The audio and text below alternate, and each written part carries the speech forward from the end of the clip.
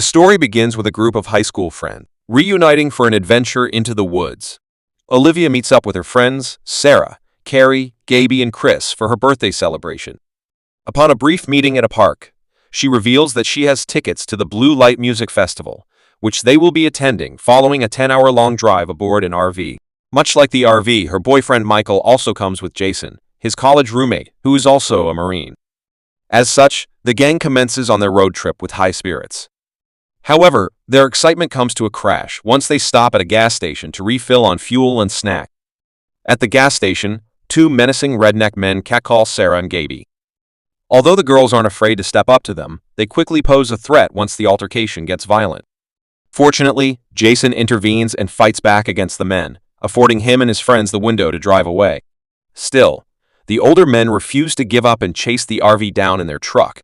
Once they attempt to pull a gun on Jason from the driver's seat, the man has no choice but to swerve off of the interstate highway. Once the gang comes to a halt by the roadside, Carrie floats the idea of calling the cops. Nonetheless, this remains impossible on account of the various drugs Chris and the others have on hand. Consequently, Olivia convinces Carrie to drop the idea and simply return to the highway. Yet, this proves to be difficult since the detour has put them off route without phone signals. As a result, the group picks a road to drive down at random, hoping it will put them back on the interstate. As nighttime settles in, they come across a roadhouse that Carrie and Michael visit to get directions and some food. However, to their surprise, the patrons inside the bar are incredibly hostile towards them, refusing to service them point blank.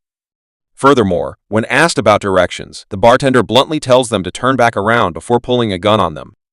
Once Carrie and Michael return to the ERV, they presume the patrons are redneck racists and decide to stay on the path they have been on so far. Therefore, the road trip resumes with Michael behind the wheel. Yet, another misfortune strikes when the vehicle comes to an abrupt stop. Michael goes out to check with the assumption that they must have hit someone or something under the night's darkness. Although nothing seems to be out of the ordinary, something strange attacks him by the side of the ERV. Olivia, the only one who sees this unfold from the other side of the window, screams and goes into shock, entering a catatonic state. After Micah's mysterious disappearance, the strange road erupts in distant, eerie noises of screams. As a result, Jason, the most combative skilled one out of the group, goes out to check on his roommate. However, even though equipped with a gun, Jason ends up falling victim to whatever horror resides on the open road. As the sound of a gunshot reverberates in the night air, Carrie and the others are left to wonder about the demise of their friends. That is, until a harried and bloodied Jason appears at the open door before he's pulled away into the darkness by some unknown force. This elicits an appropriately freaked-out reaction from Carrie, Gaby, and Olivia, the only conscious ones aboard the RV. Consequently, Olivia attempts to drive away while the other two try to close the RV's door and windows. Nonetheless, whatever evil lurks on the road doesn't wish to let them go so easily and simply pulls the vehicle back. Once it becomes clear that escape isn't an option, the trio try to make sense of their situation.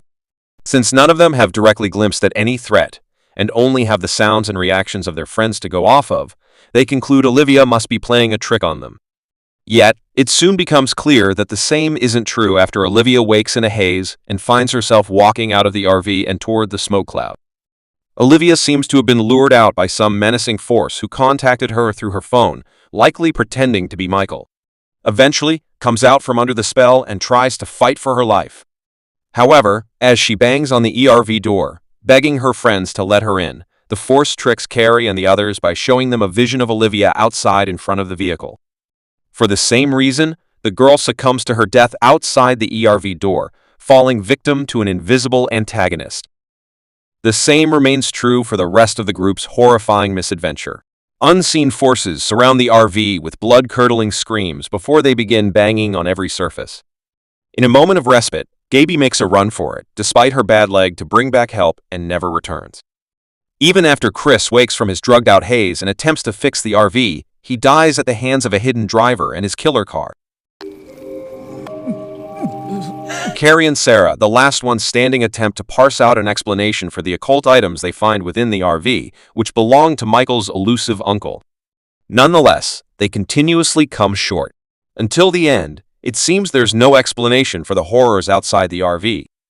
Yet, one thing remains clear, that the supernatural entity haunting the road prefers to toy with its victims through tricks and manipulations to feed their paranoia before striking them down in one swift stroke. However, as the night bleeds into the morning with Carrie barely holding on to life through her stab wound, the entity begins laying its mind games with the inhabitants of the RV. As such, Carrie undergoes a hallucination that makes her believe Sarah is a demonic entity. This leads to some tension between the pair, which is only increased once the telltale smoke of danger ignites within the RV. Carrie realizes it's the same smoke they lost Michael, Jason, and then Olivia to. Thus, she reasons that they must take their lives into their own hands and make a run for it. However, by then, Sarah had spied on a tattoo that looked like a pentagram on the back of her friend's neck.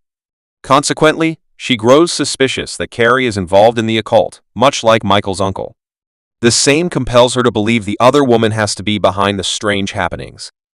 Although it offers a neat explanation, this, too, is another trick the entity is playing on the two girls to fester paranoia and distrust between them. In the end, Carrie tries to get Sarah and herself out of the RV, but the latter ends up trapped within. As a result, Carrie becomes the final girl and bolts away from the vehicle to save her life. She thinks she can be safe from the road's horrors once she makes her way to the interstate. Therefore, she's all too glad once she makes it to the edge of the busy highway. Yet, an invisible force pulls Carrie away before she can step out onto the road and try to hitch a ride. While the roads seem to have been instrumental to the entity's powers, it seems they have some bandwidth to hunt their prey down. The same remains clear through Gaby's dismembered leg that Carrie comes across in the woods while fleeing. As it would turn out, the road's entity had chosen Carrie and her friends as their victims to be hunted down until the end. Who does the abandoned car belongs to? While the film undoubtedly leaves many questions unanswered and many more ambiguous, one detail in particular manages to stick around until the end. When Carrie and her friends are driving down the road, which would end up spelling out their doom, the damsel notices a car abandoned by the roadside. The car is too nice, and the journey is too long to have simply been left behind by the owners. Nonetheless, as Carrie and her friends remain the only ones on the road, it becomes clear that the car's owners are long gone. Once the supernatural horrors begin unfolding around Carrie and the others, the fate of the car's owners becomes clearer. It's likely that the car's owners also ended up taking the same route and fell victim to the entity that lives within. Under the assumption that it's the road itself that is haunted, we can conclude that the area is an urban legend of some kind. Perhaps the patrons at the roadhouse are so hostile because of the same. They know travelers like Michael and Carrie are prone to becoming the entity's prey. Alternatively, it's also possible they're actively trying to send people down the road with their hostility to appease the entity. Thus, it's likely that the owners of the abandoned car were previous victims of the entity. As the film ends, the RV takes up the car's spot abandoned by the roadside as a warning to others if they're willing to see it. Ultimately, as another car full of college students drives down the road, ignoring the RV's warning sign, it becomes clear that many more will inevitably fall victim to the road and its inexplicable horrors.